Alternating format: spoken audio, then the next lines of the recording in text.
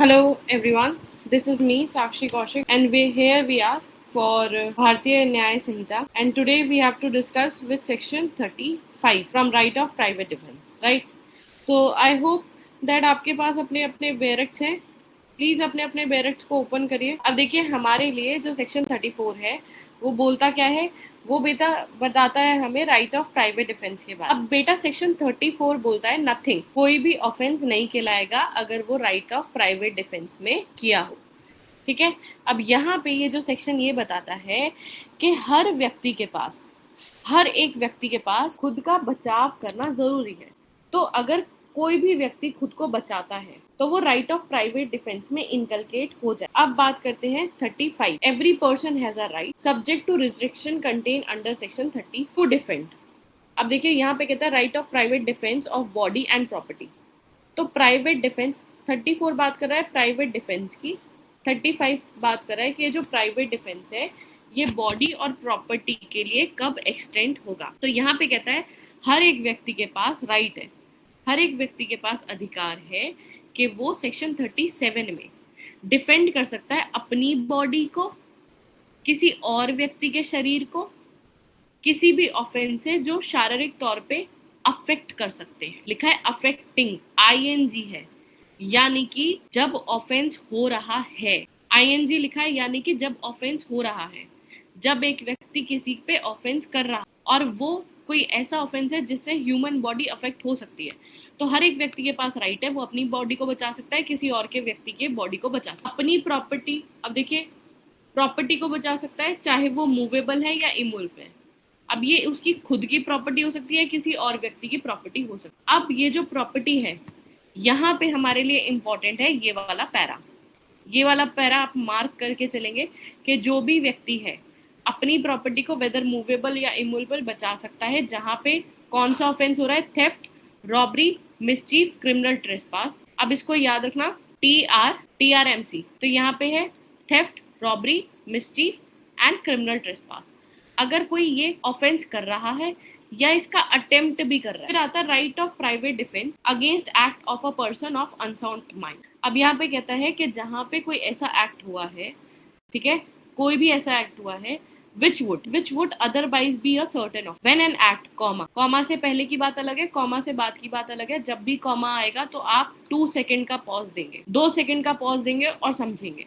तो ये कहता है जहां पे कोई ऐसा कार्य हुआ है जो कि कोई भी ऑफेंस हो सकता था, comma is not an offence, यानी कि कोई भी एक्ट ऑफेंस में कन्वर्ट हो सकता है, लेकिन वो कब नहीं होगा, जब वो एक ऐसे व्यक्ति ने किया है जो कि यूथ है।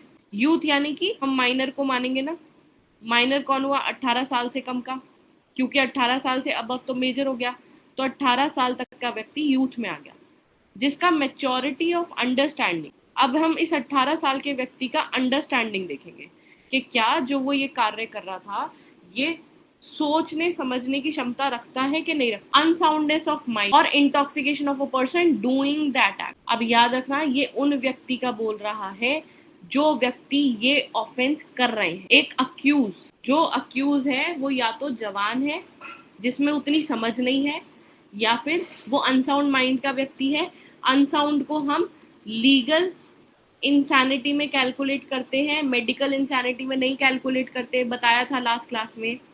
तो यहाँ पे अनसाउंड माइंड का व्यक्ति है या कोई ऐसा व्यक्ति है जिसने किसी भी पदार्थ, नशीली पदार्थ को कंज्यूम करके रखा हो, और वो या तो मिसकंसेप्शन में, मिसकंसेप्शन यानी कि भ्रम में, ऐसे टाइम पे 4 कंडीशन, या तो यूथ, उसकी maturity, third understanding, fourth intoxication और फिफ्थ मिसकंसेप्शन। कोई अगर व्यक्ति है जिसने कोई ऑफेंस किया है और आप उस व्यक्ति से अपना प्राइवेट डिफेंस ले रहे हैं, अगेंस्ट है जो ये एक्ट कर रहा था इसके अगेंस्ट में आपने प्राइवेट ऑफ डिफेंस लिया, तो आपने कोई ऑफेंस नहीं किया। कोई व्यक्ति नशे के हालत में एक लड़की को छेड़ता है और लड़की बचाव के चक्कर में उसको धक्का दे देती है और वो जैसे ही गिरता है उसका सर फूट जाता है, तो अब लड़की की गलती नहीं है क्योंकि वो व्यक्ति इंटॉक्सिकेशन में। या फिर कोई जवान व्यक्ति है जिसको कानून के बारे में ज्यादा नॉलेज ही नहीं है, जिसे सही गलत पता ही नहीं है, अभी 12 साल का बच्चा है या मान लो 14 साल का बच्चा है जो लड़ाई झगड़ा करने लग जाता है रोड पे,